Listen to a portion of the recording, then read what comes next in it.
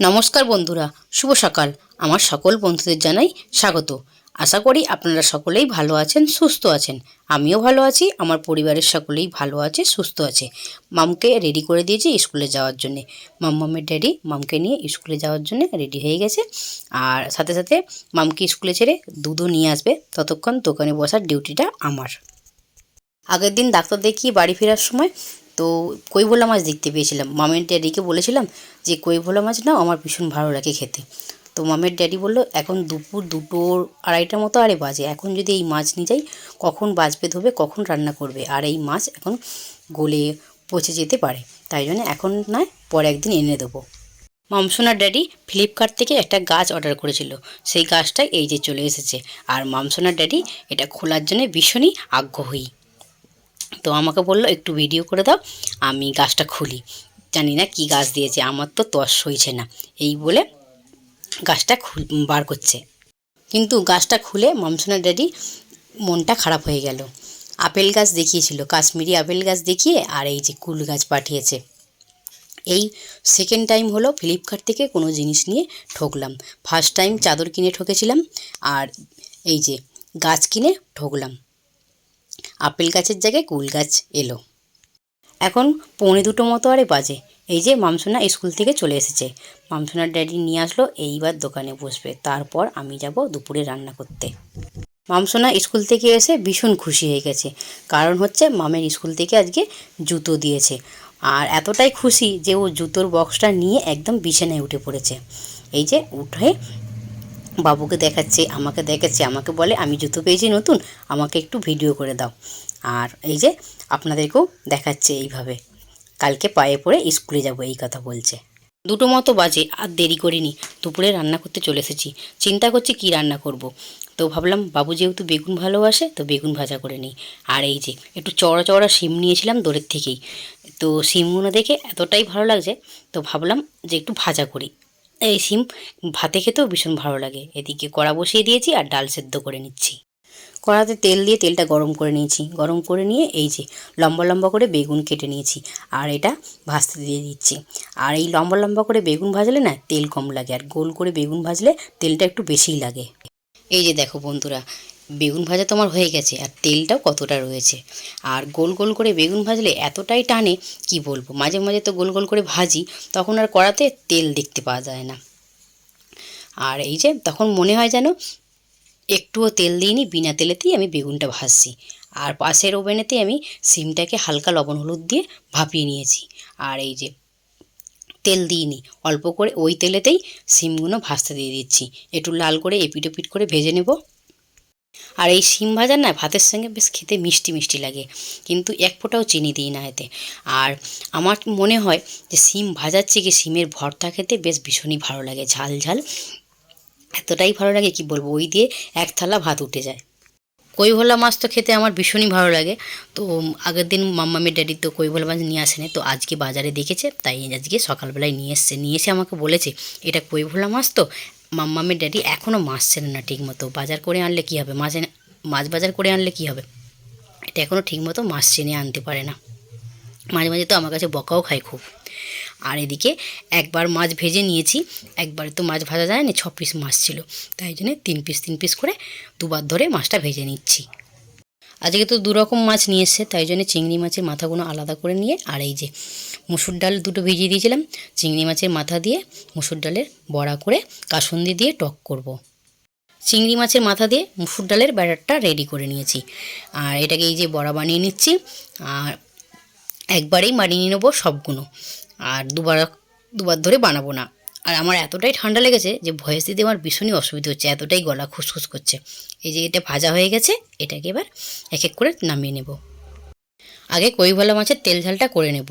আর এই যে কড়াতে আমি তেল দিয়ে তেলটা গরম করে নিয়েছি, আর এই যে টমেটোটা ভাজতে দিয়ে দিচ্ছি, সাথে সাথে কুচনো পেঁয়াজটাও দিয়ে দেবো। আর এই কৈভোলা মাছের তেল ঝালটা না আমার দিদা খুব সুন্দর বানায়, মানে এখনও মনে হয় যেন দিদার হাতে কৈভোলা মাছের তেল ঝালটা আমার মুখে এখনও লেগে আছে। আর এদিকে পেঁয়াজটা ভাজা হয়ে গেছে, আদা রসুন দিয়ে দিয়েছি, আদা রসুন পেস্ট দিয়ে ভালো করে নেড়ে চেড়ে নিয়ে টমেটোটাকেও খুন্তির সাহায্যে গলিয়ে নিচ্ছি। মশলা বলতে সেরকম কিছু দেবো না, লবণ হলুদ লঙ্কা মশলাটা কষানো হয়ে গেছে, মশলা থেকে তেল ছেড়ে দিয়েছে। আর এতে পরিমাণ মতো জল দিয়ে দিচ্ছি।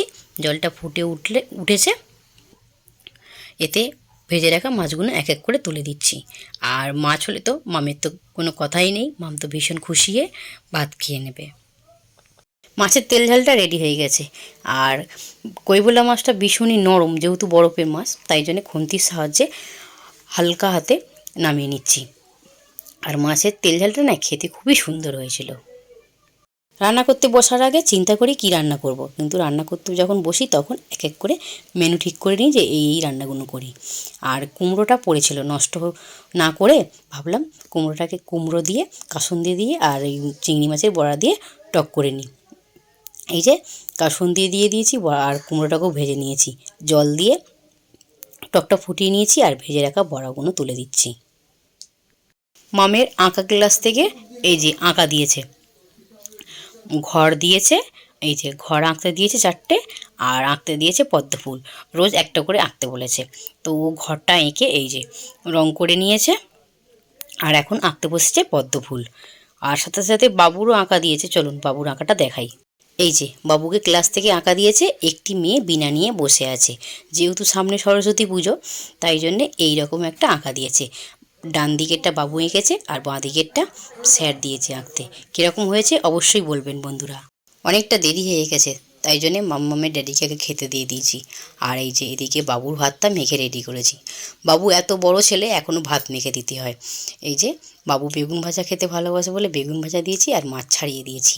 আর এই যে মামসোনার ভাত রেডি করেছি। মাম্মাম নিজে নিজেই মাছটা বেছে খেয়ে নেবে, সাথে মুসুর ডাল আর কাসুন্দি দিয়ে বড়া দিয়ে কুমড়ো দিয়ে টক।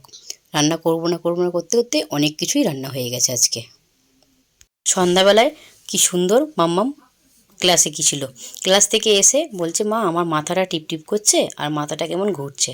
তো আমি বললাম ঘরে যেয়ে বসো, আমি দোকানে আছি, আসছি পরে। মামসোনার ড্যাডি যেহেতু বাজারে গেছে, তো আমি আসতে পারিনি। মামসোনার ড্যাডি বাজার থেকে চলে এসেছে। আসতেই মামসোনার ড্যাডিকে আমি বললাম তাড়াতাড়ি গুছিয়ে নাও, দোকানটা বন্ধ করে দিয়ে মামকে নিয়ে ডাক্তারখানা যাব। আর বেশি দেরি করিনি, এই রাত্রিরেই বেরিয়ে যাব। এখন প্রায় 9:30 মতো বাজে। আর এই যে মামসোনার ড্যাডি তাড়াতাড়ি করে মালগুলো গুছিয়ে নিয়েছে, বাইরে যে মাল টাঙানো থাকে সেগুলো গুছিয়ে নিয়েছে। এবার দোকান বন্ধ করে ডাক্তারখানা যাব। দোকান বন্ধ করে 1 মিনিটও দেরি করিনি, ডাক্তারখানা চলে গিয়েছিলাম। মাম্মামের ড্যাডি ফোনটা নিয়ে গিয়েছিলো আর আমার ফোনটা রেখে গিয়েছিলাম, যেহেতু বাবু ঘরে ছিল।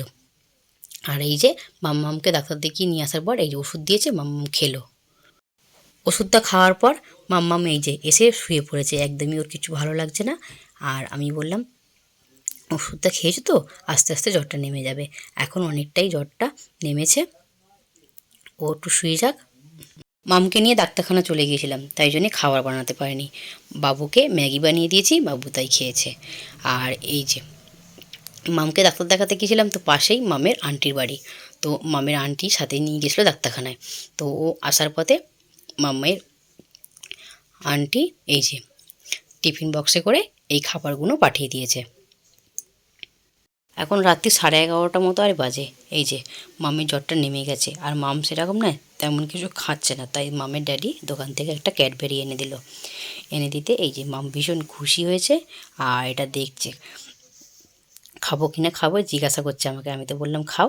তো বলতে এই যে শুয়ে শুয়ে খাচ্ছিলো, আমি বললাম গলায় আটকে যাবে, তো এটা বসে খাও। মামসোনা চকলেটটা খেয়েছে। আর ওর আন্টি যে খাবারটা পাঠিয়েছিল ওর মধ্যে ফুলকপির পকোড়া আর আলুর পকোড়া ছিল, তো আলুর পকোড়াটা নিয়ে হাতে একটু চকলেট লেগেছিলো, সেটা দিয়ে খাচ্ছে আর বলছে টেস্টি হয়েছে। আর হাফবেলার জ্বরেতে মামসোনা একদম পুরো শুকিয়ে গেছিলো।